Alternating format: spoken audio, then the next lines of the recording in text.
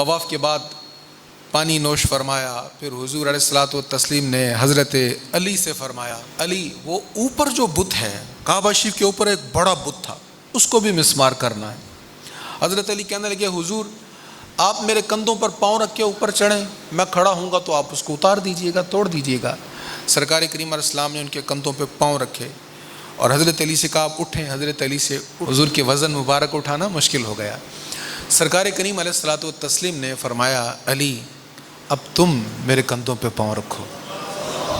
اللہ اکبر, کیا شان ہے مولا علی کی. حضرت علی کہتے حضور کا حکم تھا, حضور کے حکم سے منہ تو نہیں موڑا جا سکتا. کہتے میں نے حضور کے کندھوں پہ پاؤں رکھا.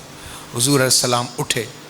کہتے جب حضور بلند ہوئے اور میں بلندی کی طرف گیا, مجھے یوں لگا میں اتنا بلند ہو گیا ہوں, اگر میں ہاتھ بلند کروں تو میں افق کو بھی چھو لوں گا. اور وہ بہت بڑا بت جو بظاہر ایک شخص سے توڑنا مشکل تھا, کہتے ایک جھٹکا مارا وہ زمین کے بل نیچے گر گیا.